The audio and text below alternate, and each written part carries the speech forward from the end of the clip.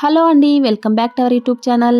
ఈరోజు మన రెసిపీ వచ్చేసి మనందరికీ ఎంతగానో ఇష్టమైన ఆనియన్ పకోడీ రెసిపీ చూపిస్తున్నానండి. చాలా క్రిస్పీనెస్తో చాలా టేస్టీగా మన ఇంట్లోనే బయట తిన్నట్టుగానే ఎలా చేసుకోవాలో చూపిస్తున్నాను. లేట్ చేయకుండా వీడియోని స్కిప్ చేయకుండా చూసేయండి. ఆనియన్ పకోడీ కోసం ఆనియన్స్ని ఇలా సన్నగా పొడుగ్గా కట్ చేసుకోవాలి. మరీ సన్నగా ఉండొద్దు, ఈ మందంగా ఉంటే సరిపోతుంది. అలాగే 2 పచ్చిమిరపకాయలని కూడా సన్నగా కట్ చేసుకొని వేసుకోండి. కరివేపాకును కూడా ఇలా సన్నగా కట్ చేసుకొని వేసుకోండి. మీ టేస్ట్కి తగినట్టుగా ఉప్పుని, 1 స్పూన్ వరకు కారాన్ని, 1 స్పూన్ అల్లం వెల్లుల్లి పేస్ట్, 1 స్పూన్ వరకు జీలకర్రని, అలాగే 1 స్పూన్ ధనియాల పొడిని వేసుకొని ఇలా ఆనియన్స్ని మొత్తం ఇలా చేత్తో బాగా స్మాష్ చేయాలి. ఒక్కొక్క ఆనియన్ని ఇలా సపరేట్ చేసినట్టుగా ఇలా స్మాష్ చేస్తే మనకు ఆనియన్లో నుంచి వాటర్ అనేది బయటకు వస్తుంది. ఇలా ఆనియన్లో నుంచి వాటర్ బయటకు వచ్చేంత వరకు ఈ ఉప్పు కారాలన్నీ ఆనియన్కి బాగా పట్టేటట్టుగా ఇలా స్మాష్ చేస్తూ బాగా కలుపుకోవాలి. ఈ విధంగా ఉప్పు కారాలు మొత్తం ఆనియన్కి పట్టించిన తర్వాత మనం 1 కప్పు నిండా ఆనియన్ తీసుకుంటే అదే కప్పు నిండా శనగపిండిని అయితే తీసుకోవాలి. ఇలా శనగపిండిని వేసుకున్న తర్వాత ఆనియన్లో నుంచి వచ్చిన వాటర్లోనే ఈ శనగపిండిని కలిసేటట్టుగా ఒకసారి బాగా కలుపుకోవాలి. ఇందులో మీరు ఇంకా క్రిస్పీనెస్గా ఉండాలి అనుకుంటే 2 స్పూన్ల వరకు బియ్యం పిండిని కూడా వేసుకోవచ్చు.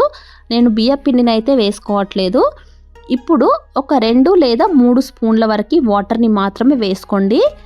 మనకు ఆనియన్లో ఉన్న వాటర్ ఉంది కాబట్టి ఎక్కువగా వాటర్ పట్టవు. జస్ట్ 2-3 స్పూన్స్ వరకు వాటర్ పడుతుంది. ఇలా వాటర్ని వేసుకున్న తర్వాత ఇలా మంచిగా కలుపుకొని పెట్టుకోండి. పిండి మరీ లూజ్గా ఉండొద్దు, ఇలా గట్టిగా ఉంటేనే మనకు ఆనియన్ పకోడీ క్రిస్పీగా వస్తుంది.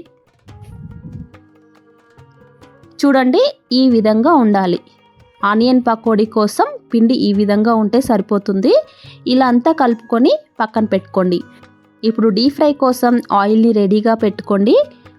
ఆయిల్ మంచిగా వేడెక్కిపోవాలి. వేడెక్కిన తర్వాత ఇప్పుడు చేతిలోకి ఇలా పిండిని కొద్ది కొద్దిగా తీసుకుంటూ ఈ విధంగా పకోడీలాగా వేసుకోవాలి.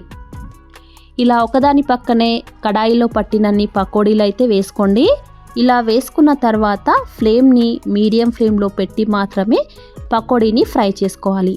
అప్పుడే మనకి ఆనియన్ పకోడీ చాలా క్రిస్పీగా వస్తుంది.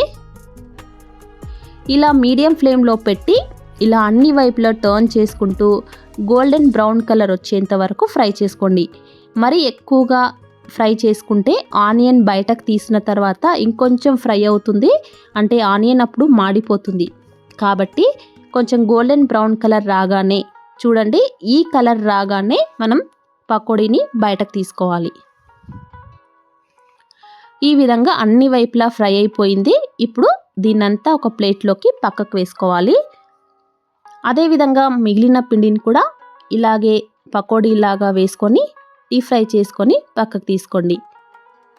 అంతే అండి, ఇలా మొత్తం పిండినంతా పకోడీలాగా చేసుకుంటే మనకు చాలా క్రిస్పీగా ఆనియన్ పకోడీ అయితే రెడీ అయిపోతుంది.